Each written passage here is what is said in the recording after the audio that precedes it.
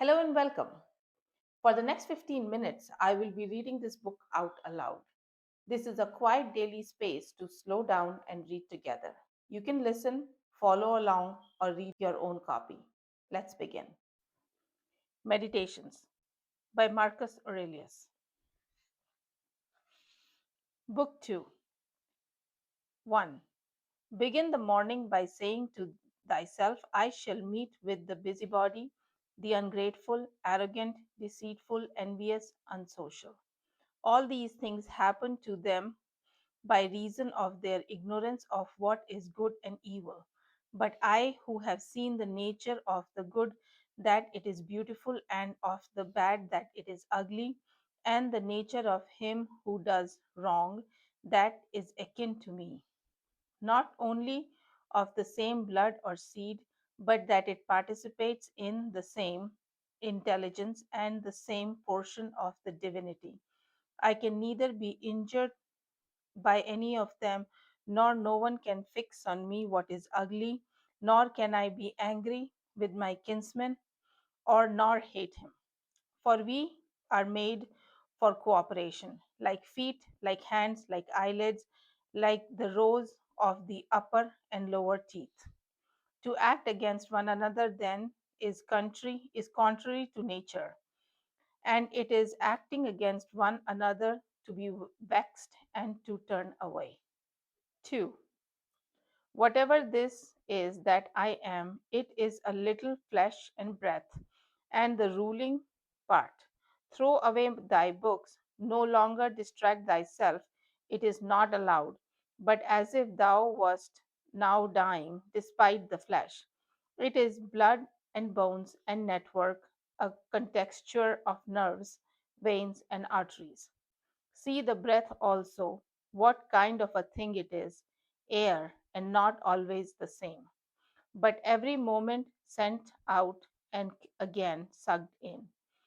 The third, then, is the ruling part. Consider thus: thou art an old man.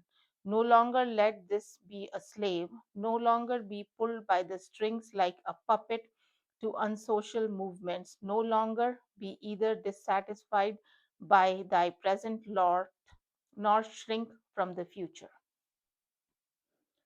3. All that is from the gods is full of providence.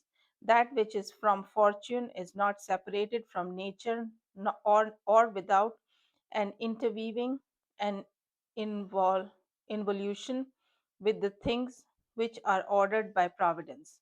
From thence all things flow, and there is besides necessity, and that which is for the advantage of the whole universe, of which thou art a part. But that is good for every part of nature which the nature of the whole brings, and what serves to maintain this nature. Now the universe is preserved as by the changes of the elements, so by the changes of things compounded of the elements. Let these principles be enough for thee.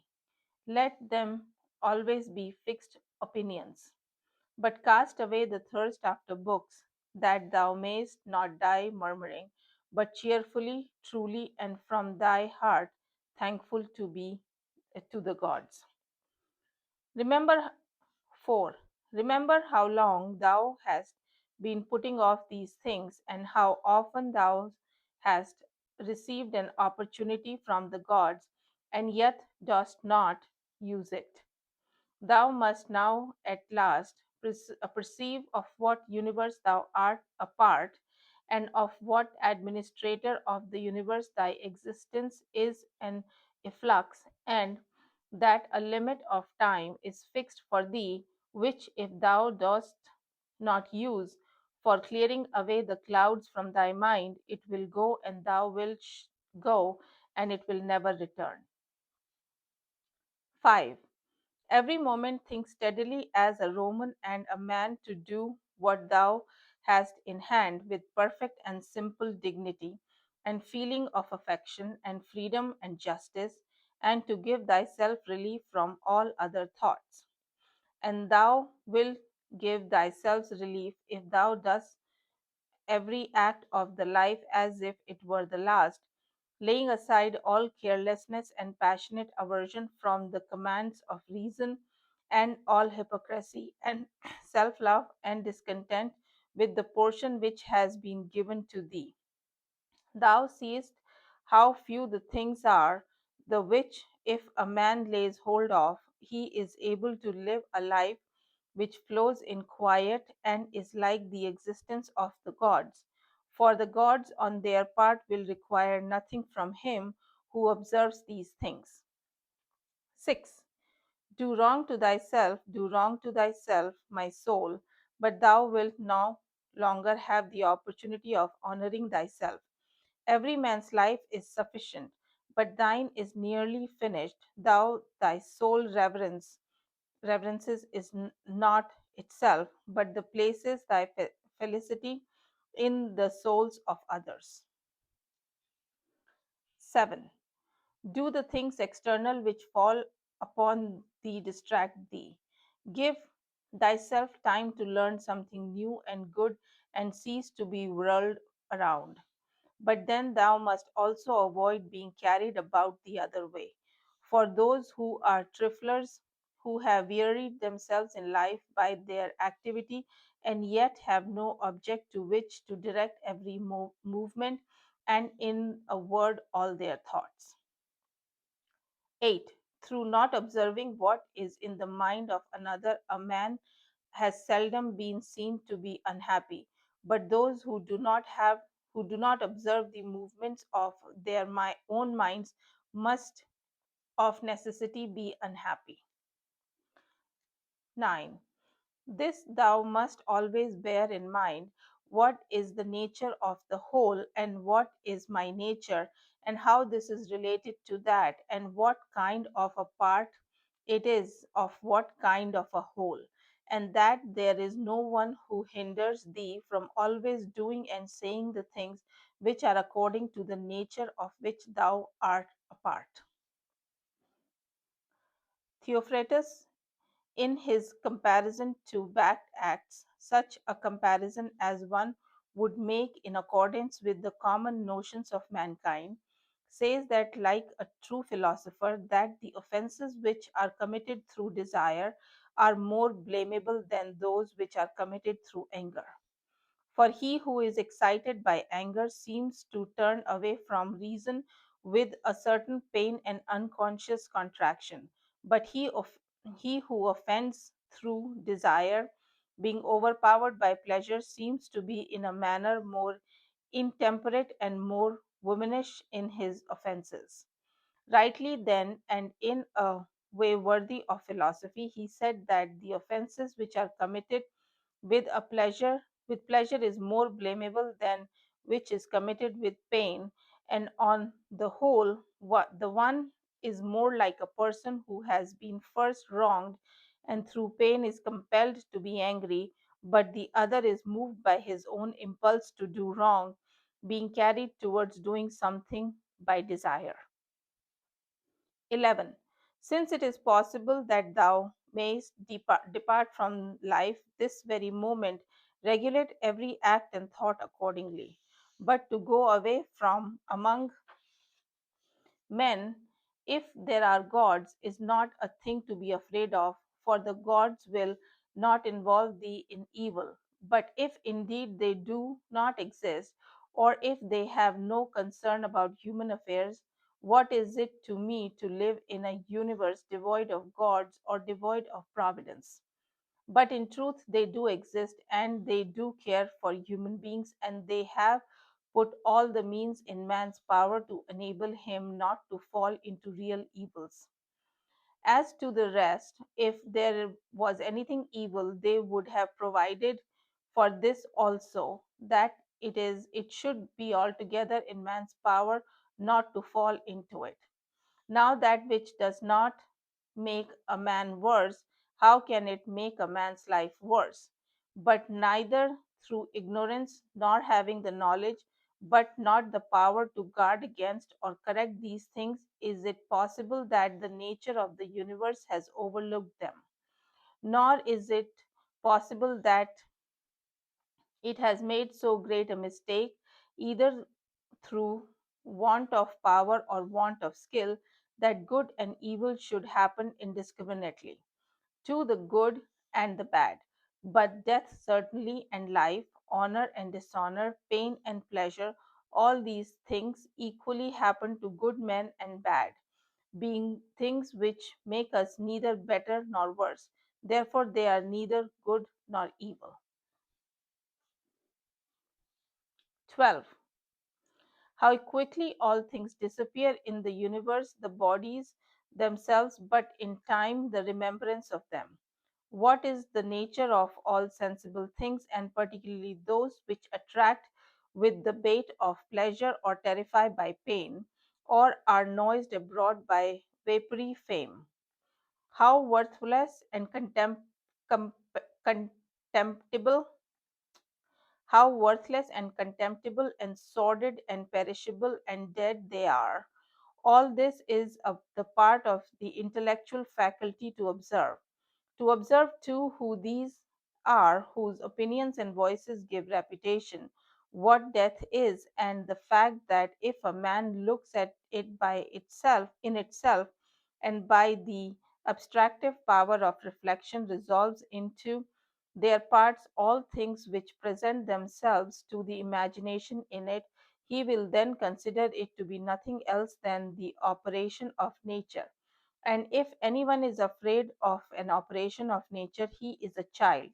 This, however, is not only an operation of nature, but it is also a thing which conduces to the purposes of nature. To observe, too, how man comes near to the deity, and by what part of him, and when this man is also disposed. 13. Nothing is more wretched than a man who traverses everything in a round and pries into things beneath the earth, as the poet says, and seeks to conjecture what is in the minds of his neighbors, without perceiving that it is sufficient to attend to demons within him, and to reverence it sincerely. The reverence of the daemon consists in keeping it pure from passion and thoughtlessness and dissatisfaction with what comes from good gods and men.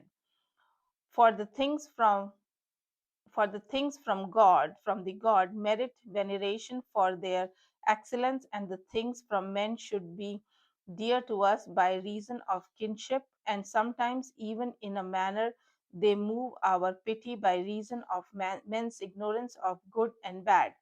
This defect being not less than that which deprives us of the power of distinguishing things that are white and black. 14. Though thou shouldest be going to live 300 years, and as many times 10,000 years, and still remember that no man loses any other life than this which he now lives, nor lives any other than this which he now loses. The longest and shortest are thus brought to the same, for the present is also same to all, though which perishes is not the same, and that so that which is lost appears to be mere moment. For a man cannot lose either the past or the future. For a man has not, how can anyone take this from him? These two things then thou must bear in mind, the one that all things from eternity are from like a form and come around in circle, and that it makes no difference whether a man shall see the same things during 100 years or 200 years or an infinite time. And the second, that the longest liver and he who will die soonest lose just the same, for the present is the only thing of which a man can be deprived, if it is true that this is the only thing which he has, that a man cannot lose a thing if he has it not. 15. Remember that all is opinion. For what was said by the cynic Monimus is manifest, and manifest too is the use of what was said, if a man receives what may be got out of it as far as it is true. 16. The soul of man does violence to itself, first of all, when it becomes an abscess and, as it were, a tumor on the universe, so far as it can. For to be vexed at anything which happens to a separation of ourselves from nature, in some part of which the nature of all other things are contained. In the next place, the soul does violence to itself when it turns away from any man or even moves towards him with the intention of injuring, such as the souls of those are who are angry. In the third place, the soul does violence to itself when it is overpowered by pleasure or by pain. Fourthly, when it plays a part and does or says anything insincerely or untruly. Fifthly, when it allows any act of its own or any movement to be without an aim and does anything thoughtlessly and without considering what it is, it being right that even the smallest thing to be done with reference to an end. And the end of rational animal is to follow the reason and the law of the most ancient city and polity. 17. Of human life, the time is a point, and the substance is in a flux, and the perception dull, and composition of the whole body subject to putrefaction, and the soul a real, and fortune hard to divine, and fame a thing of devoid judgment. And to say all in a word, everything which belongs to the body is a stream, and what belongs to the soul is a dream and vapor.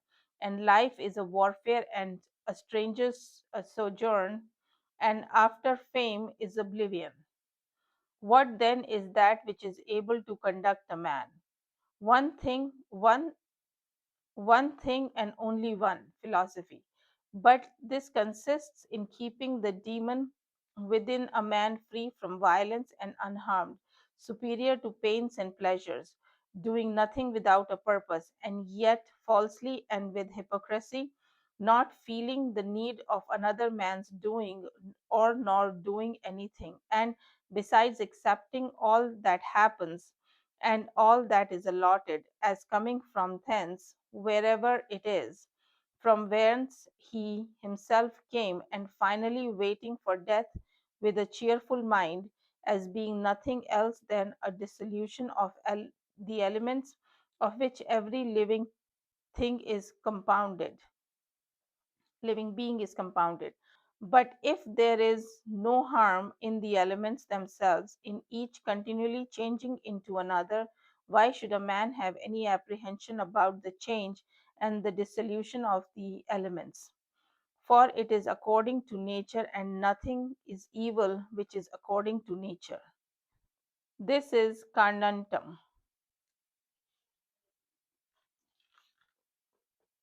Thank you.